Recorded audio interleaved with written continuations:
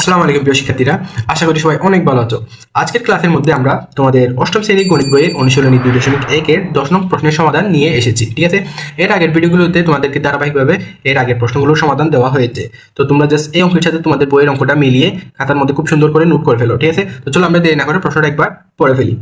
প্রশ্নে লেখা হয়েছে, শতকরা বার্ষিক যে হারে শতকরা বার্ষিক বার্ষিক মানে আমরা বুঝি বৎসরিক বা এক বছরে।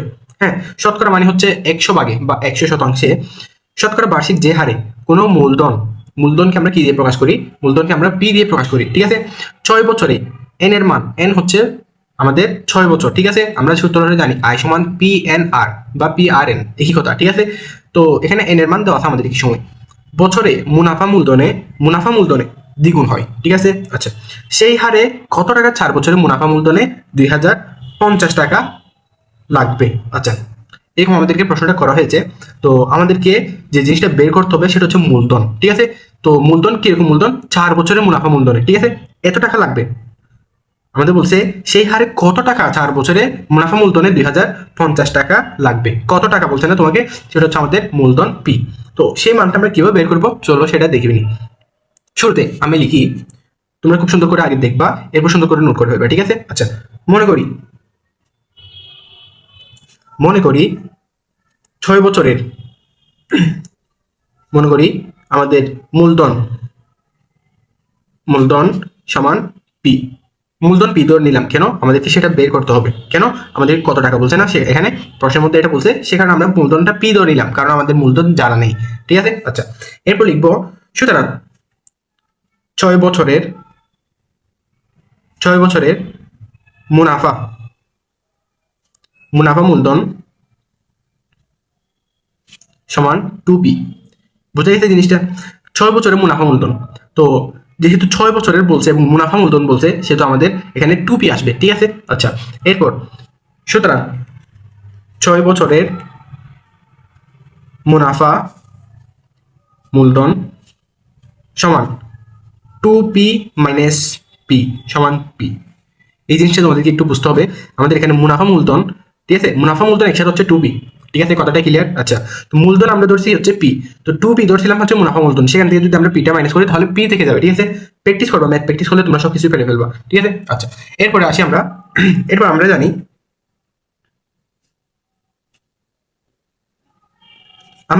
মুনাফার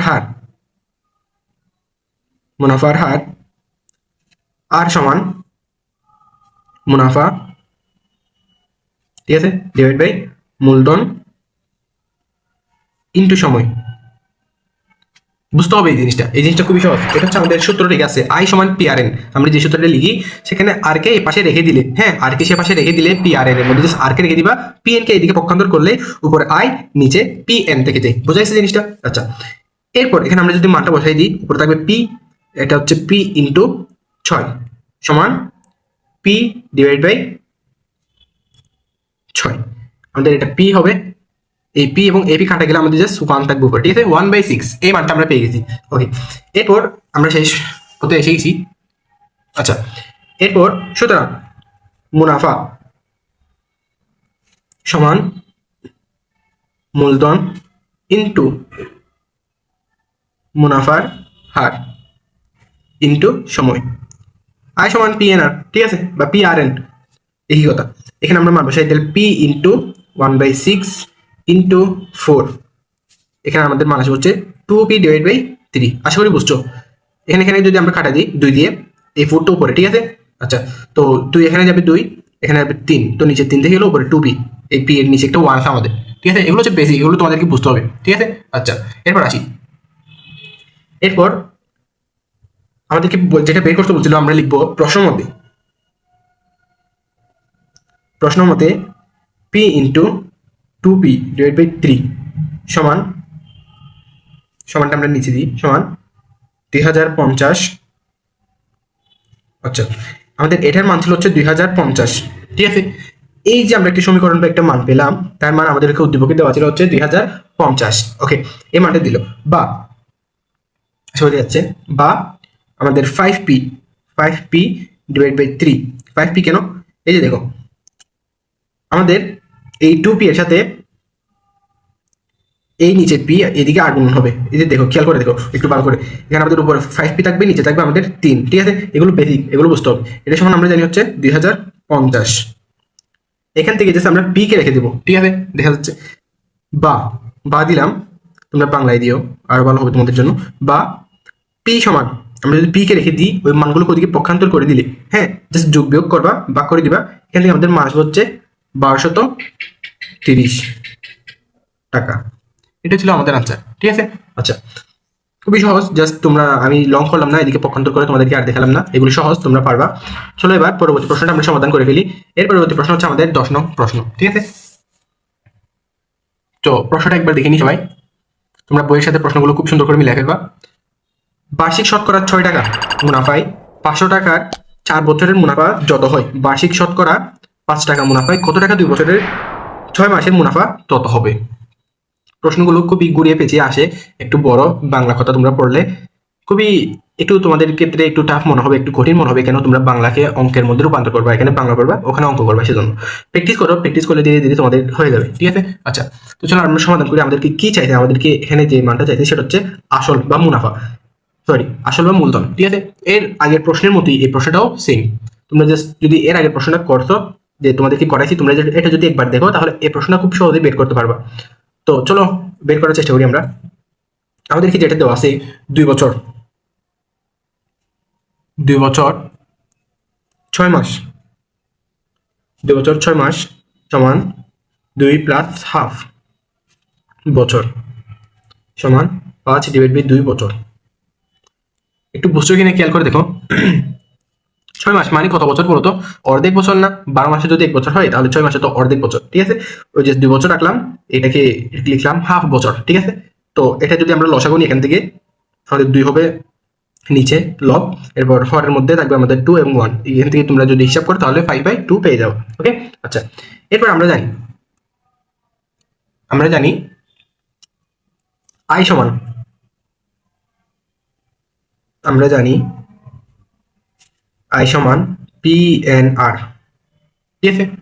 তো এখান থেকে লিখবো আমরা দড়ি, দড়ি শতকরা 5 টাকা মুনাফায় আসল, আসল বা মূলধন একই কথা, আসল ক টাকা, ঠিক আছে?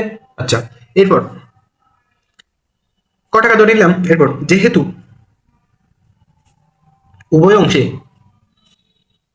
উভয় অংশে মুনাফা সমান, ঠিক আছে? মুনাফা উভয় অংশেই সমান, আমাদের এখানে যত মুনাফা এখানে মুনাফা তত, সুতরাং ক ইন্টু, এবার আমরা সূত্রের মধ্যে জাস্ট মানগুলো বসাই দিচ্ছি, ঠিক আছে? আই সমান পি এন আর, যেটা লিখছিলাম আমরা 5% আর এর মান, ঠিক আছে? এরপর হচ্ছে ইন্টু 5/2, 5/2 এটা কিসের মান? এন এর মান, তোমাদের শুরু লাইনে যেটা বের করে দেখেছিলাম আগে, ঠিক আছে? আচ্ছা, তো এই মানটা বের করে ফেললাম। এখান থেকে যদি এটা সমান আমাদের দেওয়া হচ্ছে 500 ইন্টু 6% ইন্টু 4 বছর, ঠিক আছে? আচ্ছা, উভয় পক্ষে সমান বলছিল, সেহেতু আমরা এই মান সমান এই মান লিখলাম, ঠিক আছে? এখানে না বোঝার কিছুই নেই, ওকে? আচ্ছা, এরপর আসি, এরপর আমাদেরকে কি করতে হবে? এখানে জাস্ট হিসাব করতে হবে, বা ক ইন্টু এটা হবে আমাদের 5/100, মানে তো 1/100, ঠিক আছে? সেহেতু আমরা এই মানটা লিখলাম ইন্টু 5/2 সমান 500 ইন্টু 6 কত? 100 ইন্টু 4। এখানে আমরা হিসাব করি, এই 0 কাটে যাবে, আর এই 5 এই 100-র মধ্যে যাবে হচ্ছে 25 বার। 25 টাকা আর কি কাটাকাটি দিলাম আমরা, এখানে একবার যাবে, এখানে 25 বার যাবে, 25 টাকা আর কি কাট দেওয়ার পর। এরপর যদি আমরা এখান থেকে হিসাব করি, তাহলে দেখো কত আসে। বা বা বা হচ্ছে আমাদের ক ইন্টু 1/4, 1/4, ওকে, ঠিক আছে?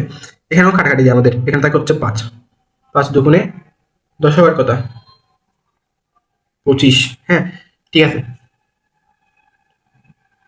এরপর আমরা এই পাশে আসি, এই পাশে যে মানটা থাকে আমাদের সেটা হচ্ছে, আমরা কাটাকাটি দিলে 5×30 120, আশা করি দেখা যাচ্ছে 120, এই মানটা দেখা আমাদের।